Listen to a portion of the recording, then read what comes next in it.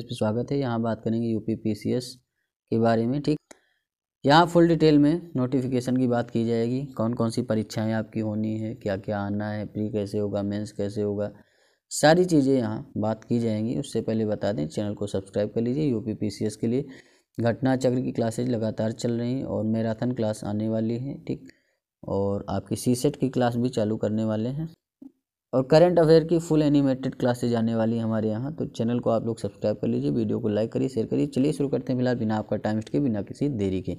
देखिए ये आपका क्या है, उत्तर प्रदेश लोक सेवा आयोग का नोटिफिकेशन है। 1 जनवरी को आ ही गया है, पता ही आपको। ऑनलाइन आवेदन 1 जनवरी से स्टार्ट हो गया है।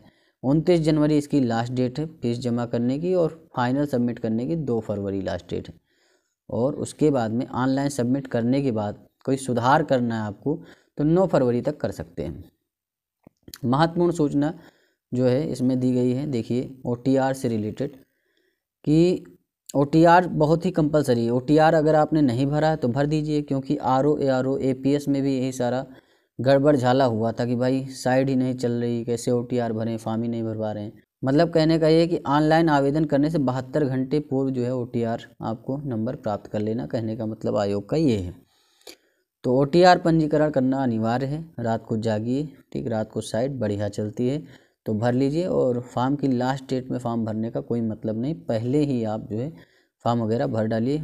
और ओटीआर नंबर के बिना ऑनलाइन आवेदन सबमिट नहीं किया जाएगा। ये सारी चीज़ें आप आराम से पढ़ सकते हैं। पीडीएफ आपको मिल जाएगी, डिस्क्रिप्शन में लिंक है हमारा टेलीग्राम का, जा करके वहाँ टेलीग्राम ज्वाइन कर लीजिए। वहाँ आपको पढ़ाई से रिलेटेड जो है पीडीएफ वगैरह भी मिलते रहेंगे, और 72 घंटे पूर्व जो है ओटीआर नंबर आपको प्राप्त करना है। अब ये सारी चीज़ें यहाँ पर दे रखी हैं, आप पीडीएफ डाउनलोड करके पढ़ लीजिए। मेन चीज़ों की हम यहाँ पर बात करेंगे बस। अब देखिए आवेदन शुल्क कितना लगना भाई, अनारक्षित या फिर आप ईडब्ल्यूएस हैं या फिर ओबीसी हैं, जनरल ओबीसी ईडब्ल्यूएस सबके लिए जो है 125 रुपये, ठीक है, लगना है। तो ये सारी चीज़ें हैं। SC ST के लिए 65 रुपये लगेगा। दिव्यांगजन जो लोग हैं उनके लिए 25 रुपये ऑनलाइन फ़ीस। भूतपूर्व सैनिक के लिए 65 रुपये है। स्वतंत्रता संग्राम सेनानी जो भी हैं उनके लिए अपनी मूल श्रेणी के अनुसार। देखिए रिक्तियों की बात करें तो वर्तमान सम्मिलित राज्य रोवर अधीनस्थ सेवा परीक्षा 2024 से रिक्तियों की संख्या लगभग 220 है। रिक्तियों की संख्या परिस्थितियों एवं आवश्यकता अनुसार घट बढ़ सकती है। तो रिक्तियों के ऊपर आपको नहीं जाना, ये घटेंगी बढ़ेंगी, बढ़ना ही है। तो रिक्तियों के ऊपर बिना जाए हुए आप जो है फॉर्म फिल करिए बस। वैकेंसी बढ़ेगी और बहुत ज़्यादा इंक्रीज होगी। 900 के करीब पोस्ट खाली हैं और वैकेंसी बढ़नी, प्री का रिजल्ट आते आते जो है वैकेंसी बढ़ेगी। तो फॉर्म पहले फिल कर दीजिए।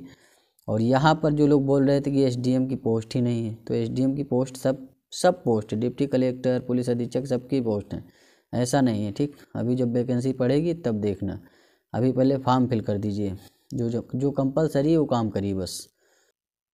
अब देखिए यहाँ पर जो मतलब आप जैसे डीएसपी वगैरह के लिए जाना चाहते हैं तो उसके लिए आपको क्या चाहिए, एक शारीरिक मापदंड भी चाहिए। जैसे कि जो आपके जनरल कैटेगरी में हैं, ठीक, ओबीसी हैं या ईडब्ल्यूएस, उनके लिए 165 सेंटीमीटर हाइट होनी चाहिए।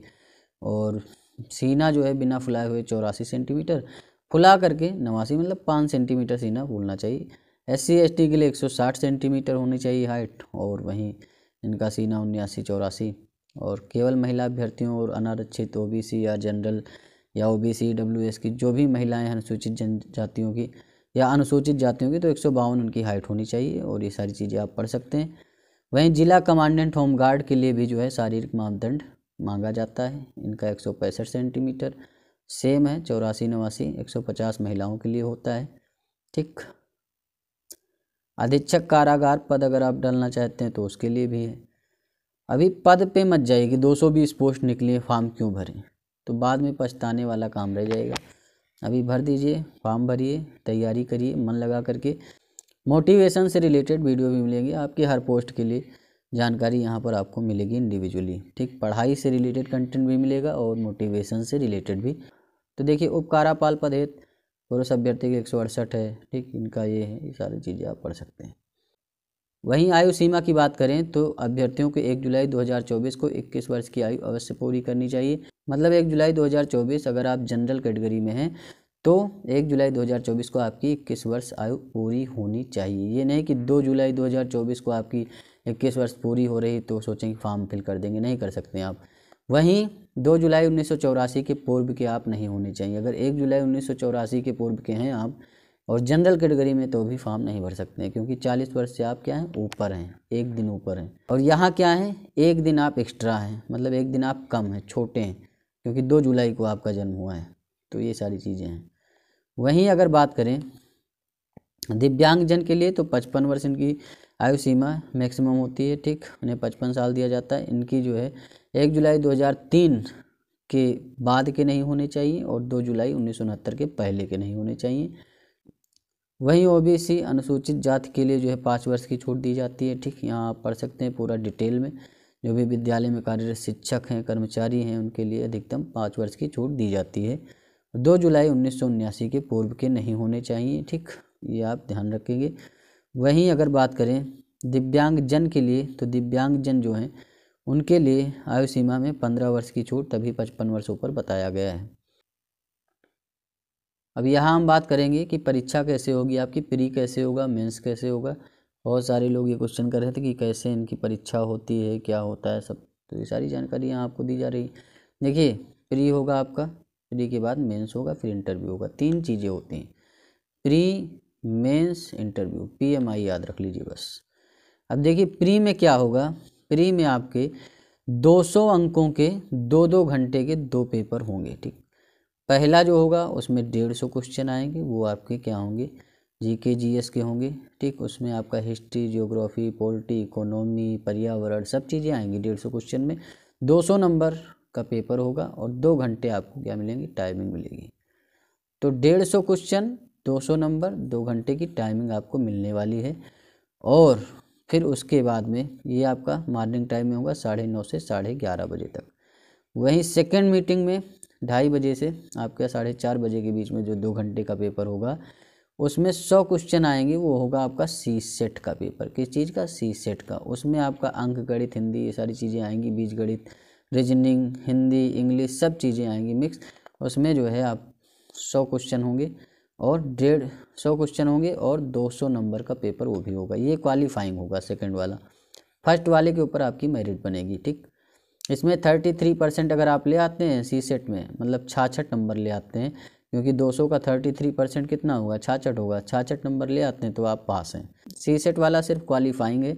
मेन जो होगा जिसमें आप मेंस पर पहुंचेंगे वो पेपर 1 होगा। पेपर 1 150 क्वेश्चन 200 नंबर का आएगा। वहीं अगर बात करें मेंस की तो मेंस में आप देख सकते हैं सामान्य हिंदी जो होगा वो कन्वेंशनल जो परंपरागत होता है 150 अंक होंगे। निबंध वो भी आपका मतलब लिखित होगा, कहने का मतलब ये है, ठीक। 150 क्वेश्चन होंगे। सामान्य अध्ययन पेपर फर्स्ट 200 नंबर, सामान्य अध्ययन पेपर सेकंड 200 नंबर, सामान्य अध्ययन paper third 200 number, paper 4 paper 5 paper 6, ठीक। 6 पेपर आपके क्या होंगे, GK GS के होंगे और 2 आपके हिंदी के होंगे, ठीक। और यहाँ पर आप देख सकते हैं 1500 नंबर का टोटल आपका एग्ज़ाम होगा मेंस का। 3 घंटे हर प्रश्न पत्र के लिए आपको मिलेंगे। 3 घंटे वाले प्रश्न पत्र का परीक्षा टाइम जो होगा 9:30 से 12:30 होगा और 2 बजे से 5 बजे तक होगा, ठीक। अलग अलग शिफ्ट में कराई जाएंगी परीक्षा। व्यक्तित्व परीक्षा मतलब इंटरव्यू जो होगा वो 100 नंबर का आपका होगा, ठीक। 1500 नंबर का वो पेपर और 100 का ही, ठीक। तो इसी के ऊपर आपकी कट ऑफ बनेगी। अब देख लीजिए आपका जो प्री का एग्ज़ाम होगा, प्री का जो एग्ज़ाम होना है उसमें क्या क्या आना है। प्री वाला जो एग्ज़ाम होगा आपका 150 क्वेश्चन आएंगे, 150 क्वेश्चन आएंगे 200 नंबर के, ठीक। 2 घंटे का टाइमिंग होगा। देखिए क्या क्या आएगा, राष्ट्रीय एवं अंतर्राष्ट्रीय महत्व की समसामयिक घटनाएं मतलब करंट अफेयर आपका आएगा, ठीक। और भारत का इतिहास एवं भारतीय राष्ट्रीय आंदोलन, ये हिस्ट्री हो गया। भारत एवं विश्व का भूगोल ये भी आएगा, ठीक। आपका जियोग्राफी भी आएगा, पॉलिटी, इकोनॉमी, पर्यावरण, ठीक। सामान्य विज्ञान भी आना है। और राष्ट्रीय अंतर्राष्ट्रीय महत्व की समसामयिक घटनाएं, करंट अफेयर हो गया। हिस्ट्री यानी राष्ट्रीय आंदोलन, ये सारी चीज़ें आपकी आएंगी। तो भारत का भूगोल, विश्व का भूगोल, ठीक। सब चीज़ें यहाँ पर आप देख सकते हैं पूरी डिटेल में। PDF आप टेलीग्राम पे जा कर के डाउनलोड कर लीजिए। वहीं जो आपका सेकंड पेपर होगा जो 200 नंबर का होगा, 2 घंटे टाइमिंग इसकी भी होगी। 100 क्वेश्चन इसमें आएंगे बस। कंप्रीहेंशन होगा आपका, ठीक।